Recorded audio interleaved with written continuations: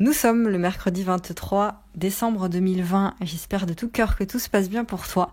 Hier, on a parlé de la transition. Aujourd'hui, on va voir comment s'extirper de la prison mentale. Donc, on va en parler aujourd'hui, puis dans les prochaines capsules aussi. On a vu hier à quel point la société nous maintient comme ça dans un carcan, dans une prison mentale qui est dangereuse en fait. Dangereuse à partir du moment où on n'en a pas conscience, à partir du moment où on est déconnecté de nous-mêmes, parce que c'est ça en fait que la conséquence de ce carcan, de cette prison, c'est qu'on est complètement déconnecté du sens de nous-mêmes, de notre source en fait, de ce qui fait qui on est. Et l'idée évidemment, quand je dis ça, c'est pas de dire ça pour dire qu'on est des victimes et qu'on n'a pas de pouvoir. Non. En aucun cas. C'est vraiment pas mon truc que de se sortir ce genre de choses.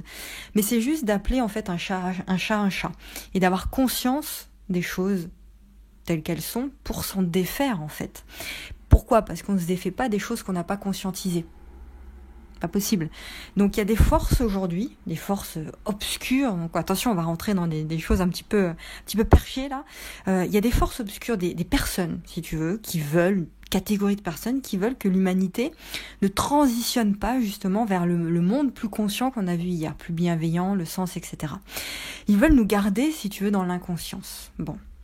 Dans les pensées étroites, dans l'inconscience, dans tout ça. Je schématise ici. Donc ça passe par le fait de faire peur au peuple, donc la peur, le jeu aussi. D'ailleurs, j'avais écrit un email où je parlais de cette fameuse expression panem et circenses, du pain et des jeux, tu vois, où le peuple donne du pain et des jeux au peuple et le peuple sera content. Tu vois, il suivra aveuglement les lois des seigneurs dieux. C'est une expression qui est tirée de la satire 10 du poète Juvénal à l'époque.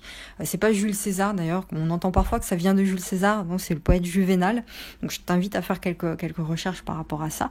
Donc panem et circenses, tu donnes du pain, du jeu, tu fais peur un petit peu au peuple et puis il suivra aveuglement les lois quoi. Et du coup, donc il y a trois forces, trois entités qui dirigent, on va dire, le monde, qui sont, j'en ai déjà parlé maintes et maintes fois, les médias, la sphère médiatique, la sphère scientifique aussi, et les religions. Alors par rapport aux religions, important, je ne porte aucun jugement de valeur par rapport à ça, ce sont mes croyances à moi, je respecte tes croyances à toi, je respecte les croyances de tout le monde, vraiment tout mon respect par rapport à ça, mais voilà, les religions, au fil du temps, on a vu que tous les textes religieux ont été modifiés. En tout cas, beaucoup de textes religieux ont été modifiés au fil du temps. Et ces entités, ces sphères nous maintiennent, nous poussent à adhérer à certains dogmes, à certaines croyances, à certaines idées, à certaines normes, à certains schémas de vie auxquels on doit suivre, si tu veux, pour être respecté et respectable. Et ces normes, elles nous maintiennent enfermés. Tu vois, sur le plan matériel, sur le plan mental, sur le plan même physique. Et d'où l'importance, on le voit vraiment tout le temps ça ensemble, de se détacher de cette prison, de ce conditionnement en fait, et de renoncer à certaines croyances à partir du moment où on est évidemment prêt à le faire et qu'on fait ce travail-là. Il faut se détacher de certaines croyances, de retourner vers le bon sens, et chacun est responsable de ça. Chacun est responsable de ses propres croyances et de là où il a envie d'aller. Et cette transition dont on a parlé hier, de l'ancien vers le nouveau, selon plein de sources auxquelles je me réfère personnellement, eh bien cette transition, elle s'est enclenchée, tu sais, le 21, lors du solstice d'hiver. Donc il y a 2 jours là, et il semblerait que ce solstice ait été justement le plus important de toute l'histoire de l'humanité, parce que c'est là, ça a déclenché ce changement-là, cette transition vers un nouveau monde.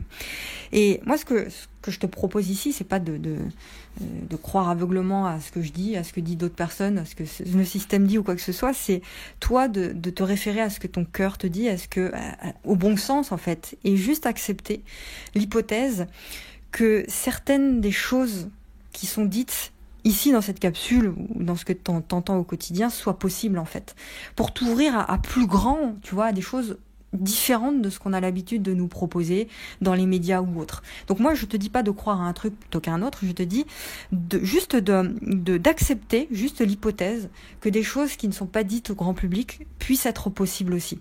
Et la vraie question, c'est de se rendre compte du fait que ces entités font en sorte, donc les médias, la sphère scientifique, etc., dirigent la pensée des gens, en fait, la pensée du peuple, pour leurs propres intérêts. Et ça, est-ce que ce serait pas une hypothèse plausible auquel il faut creuser. Donc la vraie question, c'est de savoir à quoi j'ai envie, moi, de croire pour me sentir plus vivant, pour me sentir mieux, pour me sentir plus aligné.